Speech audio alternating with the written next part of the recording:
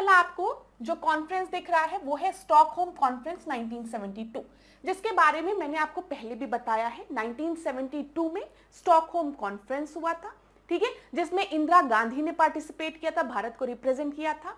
और कहीं ना कहीं यहां पर हमने माना कि गरीबी भी एक कारण है पॉल्यूशन के पीछे का, ठीक है, ये ध्यान दीजिएगा। स्टॉकहोम कॉन्फ्रेंस का एक जो बहुत महत्वपूर्ण रिजल्ट था वो था यूनेप का क्रिएशन। किसका क्रिएशन? यूनेप का। UNEP, United Nation Environment Programme. तो कभी भी अगर प्रीलिम्स में आपसे पूछे यूनाइटेड नेशन इन्वायरमेंट प्रोग्राम का गठन किस कॉन्फ्रेंस का रिजल्ट था, तो आप बताएंगे स्टॉकहोम कॉन्फ्रेंस 1972।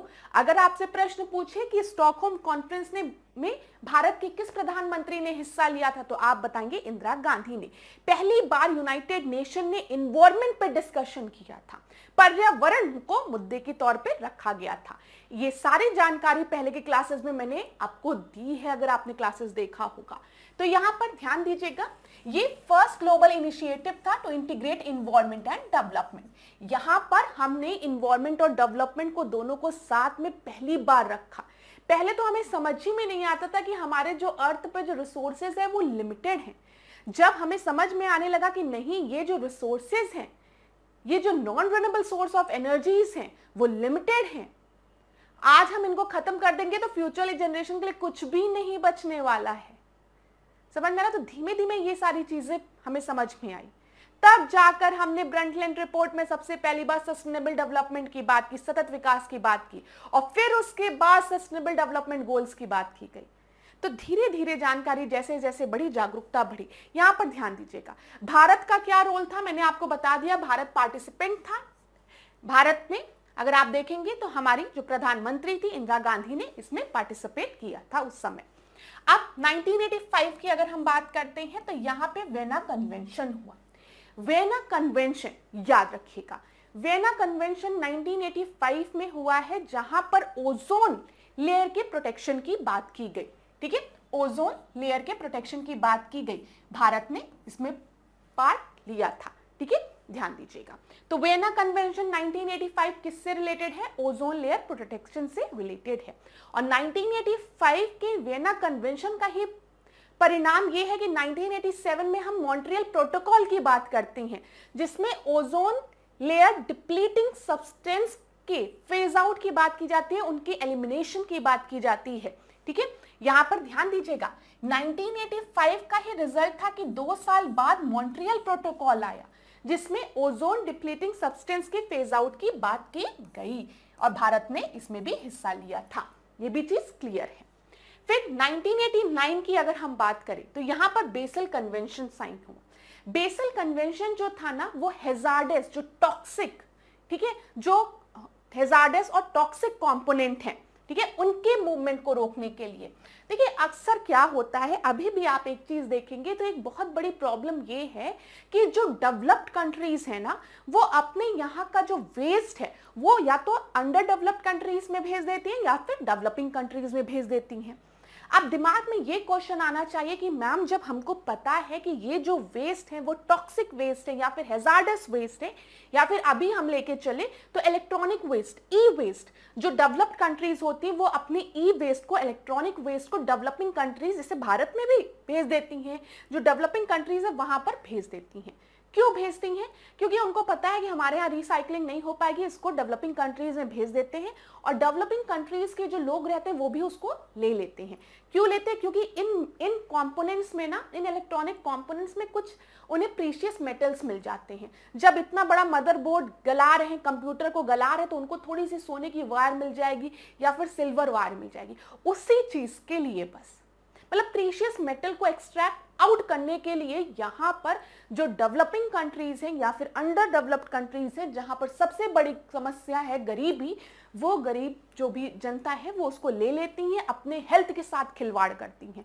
क्योंकि जब आप छोटे छोटे कंपोनेंट्स को क्रश करेंगे या फिर मेल्ट करेंगे तो उसमें से हैजार्डस गैस निकलेगी, समझ में आ रहा, जो आपकी बॉडी में जाएगी और लॉन्ग टर्म में आपके बॉडी पर उसका बहुत ही एडवर्स इफेक्ट दिखता है। तो ये चीज याद रखिएगा। बेसल कन्वेंशन जो है वो 1989 में आया, ठीक है, और इसका क्या मेन पर्पस था? To regulate the transboundary movement of hazardous waste. Clear हो गया होगा।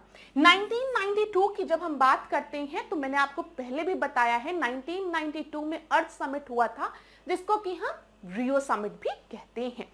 ठीक है, ये सारी चीजें आपको बताई गई है। रियो समिट में को हम UNCED भी कहते हैं, United nation conference on environment and development, ये ध्यान रखिएगा। अब यहाँ पर ध्यान दीजिए, हमने CBD को अडॉप्ट करने की बात की, United Nation Framework Convention on climate change की बात की गई, एजेंडा 21 की बात की गई, भारत ने सिग्नेटरी रोल प्ले किया है। क्लियर है। आप देखते हैं कन्वेंशन ऑन बायोलॉजिकल डाइवर्सिटी जो कि 1992 में आपका आया था, उसी को साइन करने के बाद अगर हम देखते हैं 10 साल बाद हमारे भारत में जैव विविधता अधिनियम आया, बायोडाइवर्सिटी एक्ट आया ना 2002 में। ठीक है, तो ये याद रखिएगा।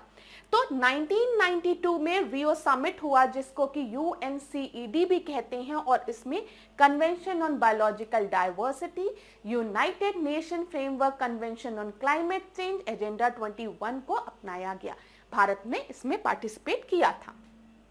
1992 में उसी चीज को, कन्वेंशन ऑन बायोलॉजिकल डाइवर्सिटी का मेन पर्पस क्या था कि हम जो जैव विविधता है उसके संरक्षण पर फोकस कर सके, जिसके चलते भारत ने क्या रोल प्ले किया, भारत ने 2002 में अपने यहाँ जैव विविधता अधिनियम लेकर आया भारत। ठीक है, जैव विविधता संरक्षण के लिए। तो मैं हमेशा एक बात फिर कहूंगी, क्लास इन सारी चीजों को लंबे लंबे लाइंस में पढ़ने से कोई फायदा नहीं है। आपको पता होना चाहिए कि हर कन्वेंशन का मेन ऑब्जेक्टिव क्या था, हर कन्वेंशन को साइन किस ईयर में किया गया और भारत का क्या रोल था। मैं फिर एक बात कहूंगी, जिस तरीके से टेबल के फॉर्म में मैं आपको बता रही हूं, अगर इसी तरीके से टेबल के फॉर्म में अगर आप नोट्स बना लेंगे तो प्रीलिम्स में आपको हेल्प मिलेगी ही, मेंस में भी आपको हेल्प मिलेगी, क्योंकि पूरी पूरी पोथी या गाथा आपको पढ़ने की आवश्यकता नहीं है मेंस के लिए भी, क्योंकि मेंस में इतना समय ही नहीं होता है कि आप पूरी पूरी गाथा लिखिए। समझ में आ रहा है? तो क्या पढ़ना है, कितना पढ़ना है, ये हर स्टूडेंट को पता होना चाहिए। अब मैं फिर एक बार आपको रिवाइज करा दूं, हम एक पूरा क्रोनोलॉजी में चल रहे हैं कि अगर परीक्षा में प्रीलिम्स में कभी भी क्रोनोलॉजी पूछ ली तब भी आपको दिक्कत नहीं होगा। सबसे पहले 1972 की हमने बात की, यहां पर ध्यान दीजिए, अभी और बात करेंगे हम। 1972 की बात की तो 1972 में हमने स्टॉकहोम कॉन्फ्रेंस की बात की, याद रखिएगा। स्टॉकहोम कॉन्फ्रेंस का जो सबसे इंपॉर्टेंट रिजल्ट था वो establishment of UNEP, United Nation Environment Programme, Bharat ने इसमें पार्टिसिपेट किया था। फिर 1985 में हमने किसकी बात की, वेना कन्वेंशन की। याद रखिएगा, जो वेना कन्वेंशन था वो ओजोन लेयर को प्रोटेक्ट करने के लिए आया था। ठीक है, framework for the protection of the ozone layer, Bharat ने इसमें पार्टिसिपेट किया था।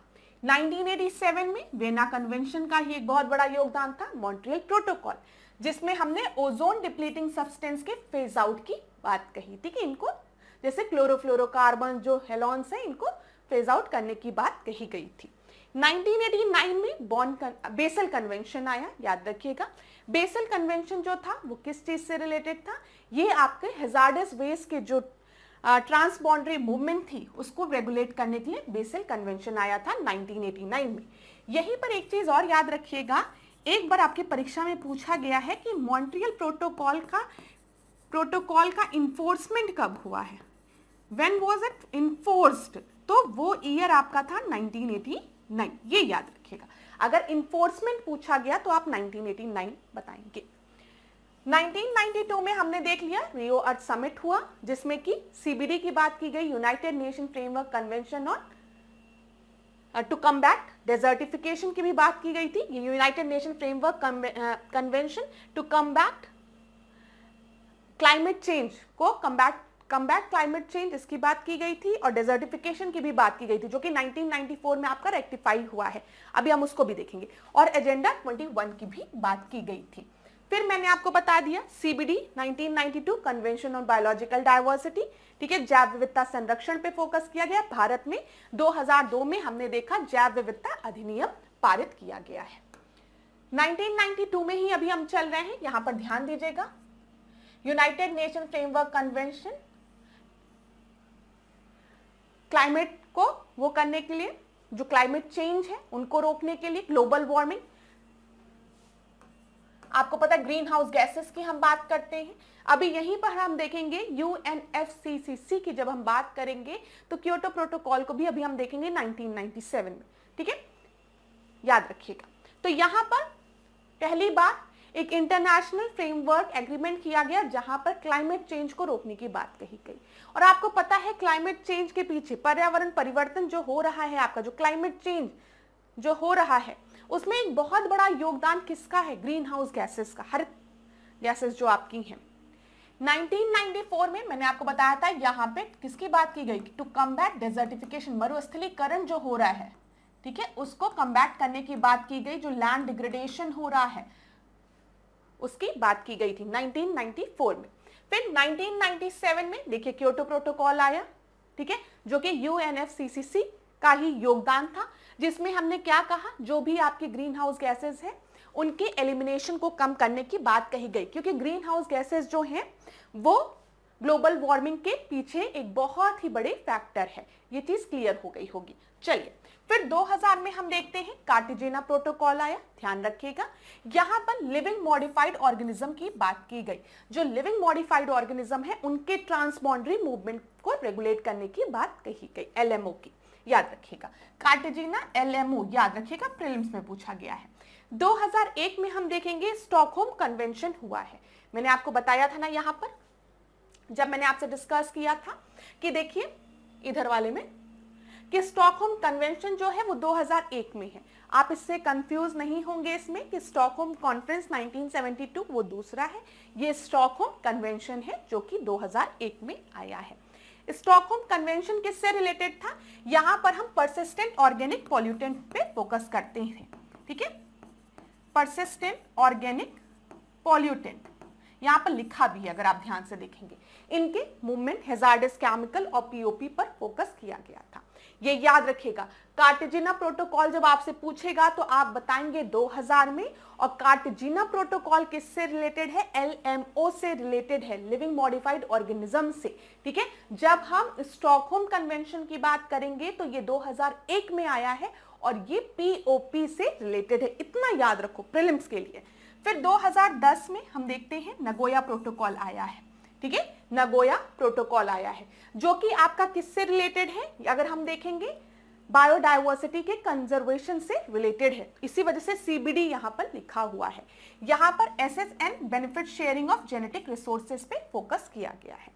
फिर 2015 में हम देखते हैं पेरिस एग्रीमेंट हुआ है जो कि बहुत ही इंपॉर्टेंट था, जहां पर क्या कहा गया कि जो ग्लोबल वार्मिंग है, ठीक है, limit global warming to well below 2 degree centigrade based on NDC, nationally determined contribution. हर कंट्री ने डिसाइड किया है कि हम इतना कॉन्ट्रीब्यूट करेंगे, ठीक है, हम इस तरीके से क्या करेंगे, हम ग्लोबल वार्मिंग को रिड्यूस करने की बात करेंगे, हम इस तरीके से कार्बन एमिशन को कम करने पर फोकस करेंगे।